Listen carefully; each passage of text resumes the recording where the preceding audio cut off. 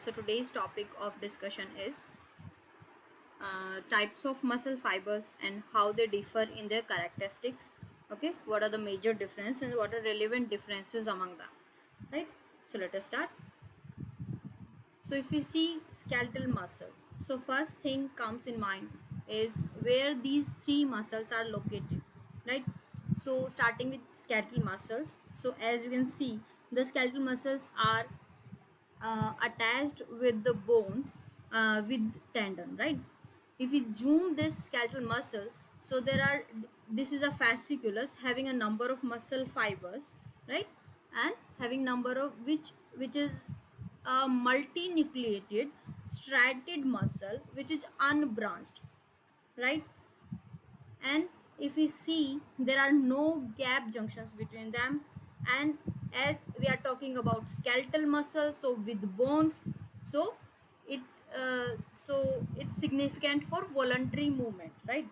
So if we see characteristics of skeletal muscle, they are multinucleated, striated, unbranched, no gap junctions present, and this is voluntary muscle, right? Coming to cardiac muscle, obviously it's present in cardiac tissue location wise. If we see microscopic structure, then these are striated muscle. But if we talk about nucleus, it can be a single nucleus or it can be multinucleated, means one to two nucleus are present, right? And coming to branching, then this is branched as you can see in the structure, right?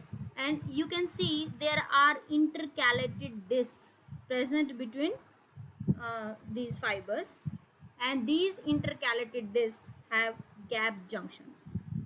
Okay, so cardiac muscle is involuntary muscle as we know. Fine. So characteristics of cardiac muscle, it's single nucleus, striated, branched with gap junctions, and it's involuntary muscle. Coming to smooth muscle, which is located all over our viscera, right? Hollow or GIT, respiratory system, fine. So all hollow organs, they are made up of smooth muscles. And if we see microscopic structure of smooth muscles, then they are, as you can see, they are single nucleated. There are no stresses, no striations, and no branching. Okay, no gap junction present, and these are involuntary, although some smooth muscles are voluntary as well. Okay, coming to different characteristics, other characteristics are layers. If we see structure of different muscles, the in skeletal muscle there is outermost layer epimysium, inner perimysium, and further innermost is endomysium. For cardiac muscle, there are two layers, endomysium and perimysium. And in smooth muscle, which is only one layer, that is endomysium, right? Coming to sarcotubular system, which is very well organized in skeletal muscle, which is a triad arrangement, in which triad is basically made up of two sarcotubular system and in between T tubule, right? In cardiac muscle, it's not well organized, but it's very sparsely organized. There are dyad arrangement. What is this dyad? Dyad is basically, it's not triad form, it's very irregular, and 1 is to 2 ratio. So with the T tubule, there are two sarcoplasmic reticulum, and it's not well organized basically. It's very sparsely organized, very irregular organized, so that coupling between all sarcotubular reticulum can occur very fastly, and so that the whole heart muscle, whole cardiac muscle can act as a syncytium. That will understand in how we'll study cardiac muscle in different lectures, right? So then it will be very clear to all of you.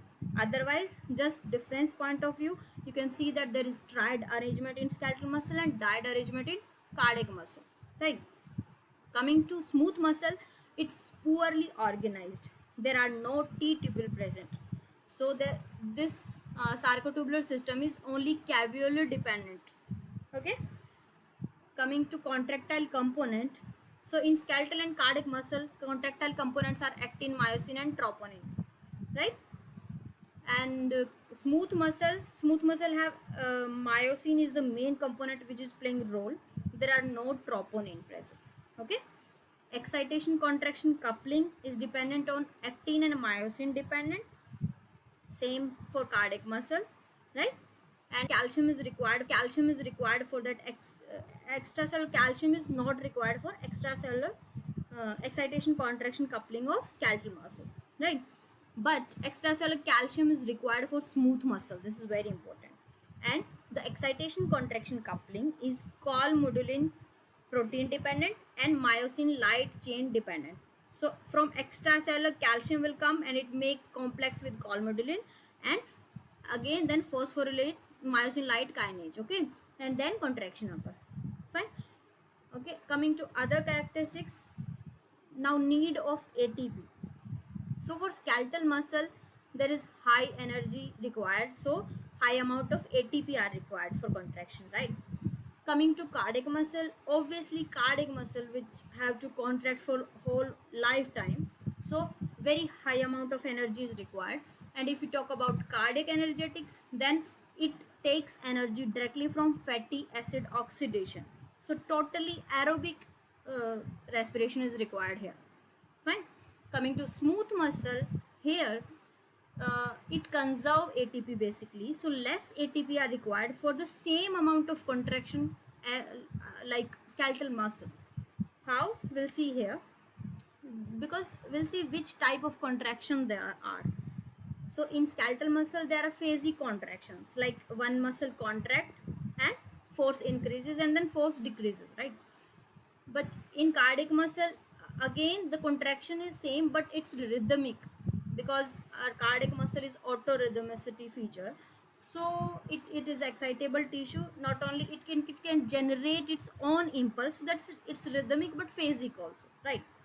But coming to smooth muscle, which is different in these characteristics, are it's tonic and phasic. Both type of contractions are present in smooth muscle, right? How? Because if we talk about present in muscle, they are present in gut, right? So there are various peristaltic movement in gut where we can talk about phasic contraction, right? So there are various sphincters all over our body throughout gut, which can undergo tonic contraction as well, right? So that is tonic contraction. So there are various sphincter which can undergo constriction continuously for a long time. That's why less ATP are required. Why? Because, for example, as you can see that calcium increases, calcium decreases. So contraction occur, but force, if we see, force increases and then it remain in the same tone, same force.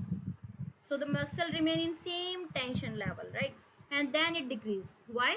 Because the myosin, the bridge remain phosphorylated for this time, and for this much long time ATP are not required, right? Because dephosphorylation is needed. For dephosphorylation ATPs are required. So it will be very clear when you will see excitation contraction coupling. But for differences, you should know this is called latch stage, right? Myosin remain bound, uh, and that's why no further ATP is required, okay? Remain in tension stage. So tonic contraction, basis for tonic contraction is this much, and they are required, and that there is latch stage present.